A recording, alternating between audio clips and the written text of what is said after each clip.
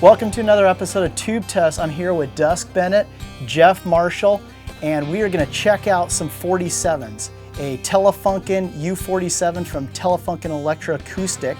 We also are going to compare it with the FLEA 47, and Dusk has a U47 Telefunken with a VF14 tube. So let's check it out and test it.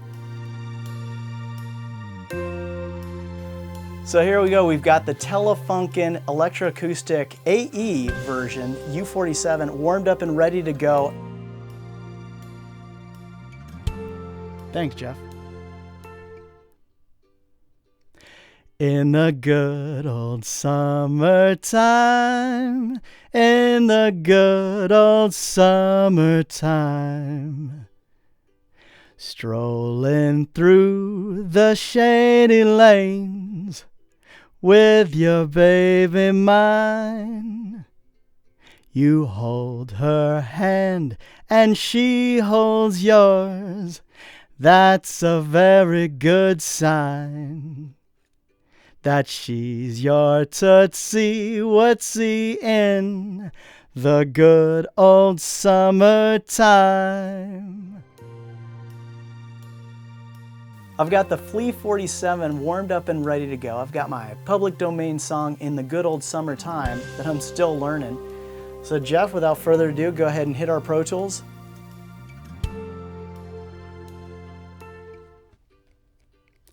In the good old summertime, in the good old summertime, strolling through the shady lanes with your baby mine. You hold her hand and she holds yours, and that's a very good sign that she's your tootsie wootsy in the good old summertime. Okay, there we go. What is a Tootsie Wootsie anyways? So here we go, we've got our Telefunken original U47 warmed up and ready to go. This is Dusk Bennett's with a K47, and it's a short body, but I'm gonna hold off how I think or how I feel until I sing. So Maestro, go ahead.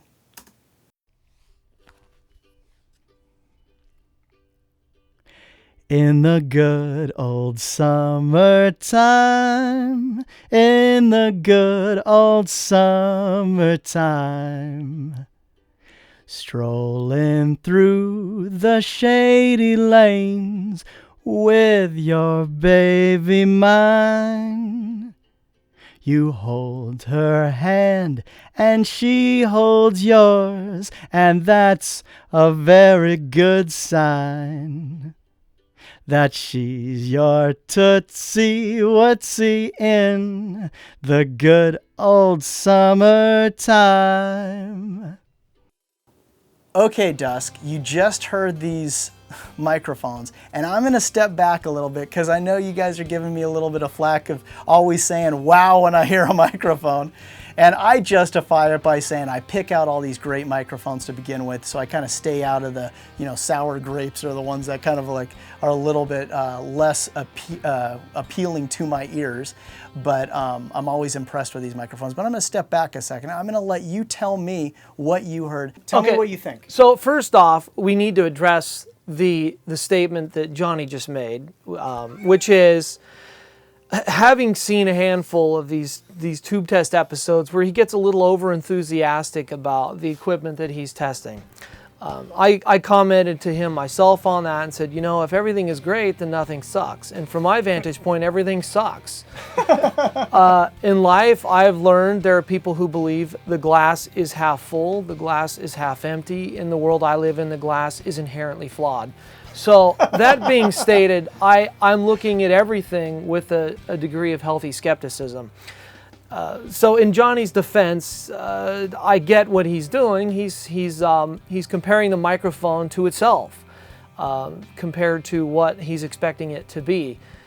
On the other hand, when you try to do what we did here today, where you're comparing several microphones that all aspire to be something else, that's where it is very helpful to pull your commentary aside, because all of these microphones sound really good. It would be unfair to take the FLEA microphone, for instance, that we're talking into here, the original 47 that I have, or for that matter, the Telefunken, the one that Telefunken loaned us to demo for today. It would be unfair to make bad statements about any of them, because frankly they all sound really good, and that was sort of my take on it. That being said, they were all different. I mean, it was indisputable. They all had a different sound to it. The Telefunken, initially opening it up, it had a very clean, almost a modern tone to it. While it did have a lot of that olden sound to it that you'd expect to hear from an old tube-style microphone, it just appeared to have a more modern flavor to it. Top end was a little more shiny and clean. Bottom end was not quite as large as what I'm used to on a VF14 style microphone. That's not to say that it's a bad mic. I thought it sounded nice. There are some construction issues that I took with it, and we commented like, wow, it'd be great if they thought about, you know, the construction of the case a little bit more, you know, the hollow out parts in the case to make room for little switches and things so they don't break off. Those are things that over the long term can hurt a device. The FLEA, we heard it. I thought that it was a good middle ground between the three microphones. It had a very old sound to it, very olden. I liked it. I liked what it did. It conjured up images of late 50s kind of crooner era stuff. Didn't have the big bottom end that I am used to on my 47, but it was still plenty of bottom end to work with. So it wasn't deficient, it just wasn't as much. And then, of course, opening up the 47 that I know and am very familiar with, there was clearly a difference. And for those out there who are skeptical of the five-figure microphone, especially now that we have all these sub $10,000 clones floating around,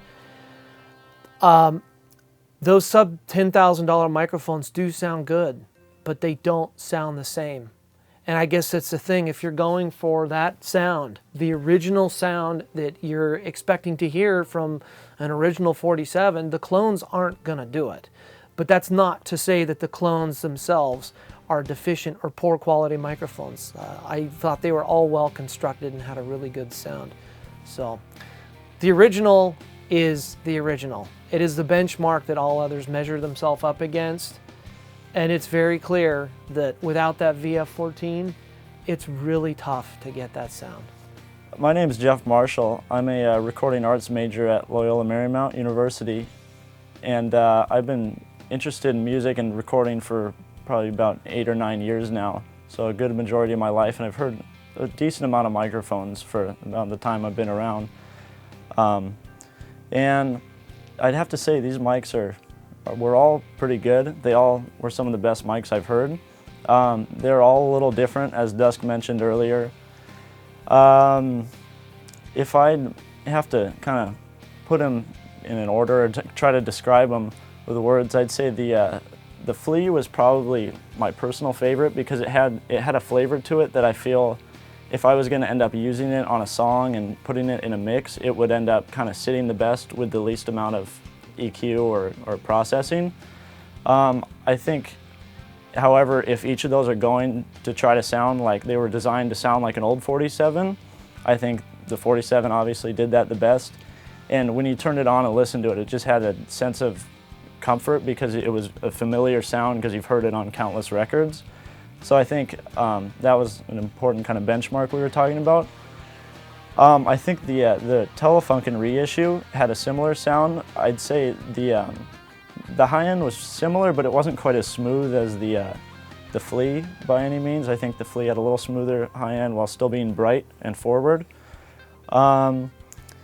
That being said about the character of the mics, I'd say the cases and how they were kind of manufactured was a little bit of an issue. There were a couple of tiny little issues, like when we were screwing in the power supply cable to the microphone for was it the Telefunken? Is a reissue. Yeah, it was the Telefunken reissue. It just felt kind of grindy, and I felt almost like I was cross-threading it, even though I wasn't. It just kind of, and I think for $9,000, you're spending a lot of money, and that's something that you'd expect to be a little smoother. But other than that, the build quality with all of them though was pretty good for the most part. I would interrupt, on the connector issue, because I've worked with a lot of connectors over the years. I do find it interesting that you have this very expensive microphone that Telefunken is putting out there, and the connector that we worked with came off. It didn't feel cheap, but it felt like there was definitely a problem with it. On the other hand, the FLEA felt like it was a mil-spec connector that just inserted without resistance, really and it good. just locked into place like butter. Yeah. So maybe Telefunken needs to look into that. Maybe there's a connector that we got was defective, or it wasn't.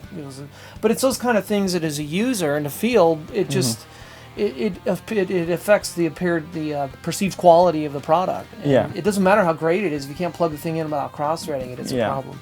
Yeah, I think the sound is obviously the most important thing. If the mic sounds great, we'll do whatever to get the mic up there. But it's kind of nice when you're spending that kind of money on a brand new microphone to have it, to know it's there. function well. Well, that's so fantastic. You guys are coming from two different perspectives, aside from myself, that I don't have. I remember when I was a student. I remember, when the money was tight and so forth. I mean, it's still tight, as a matter of fact.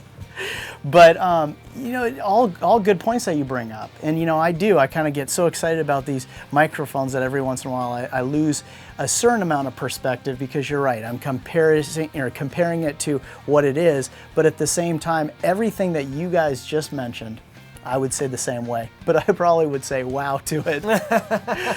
So thanks you guys so much. Sure. And I totally appreciate Dusk for allowing us to come down to a studio, and it's great to have Jeff Marshall sitting there at the controls, just hitting the space bar and helping us out, setting the mics up. So thanks a lot, you guys. Sure, thanks, Johnny. Next time on Tube Tests, the girls are taking over. I'm Natalie Oman, and I'm here with the lovely and talented, gorgeous, and did I say talented? Studio singer Angela Michael. You have heard her on countless movies, albums, and commercials. But Angela, tell us, what are we going to be checking out this week? This week, we have the great pleasure of checking out the Jay-Z Vintage 11 microphone, and I can tell you firsthand, it rocks. Next time on Tube Tests. Camera pans across the shadow of our parting and follow.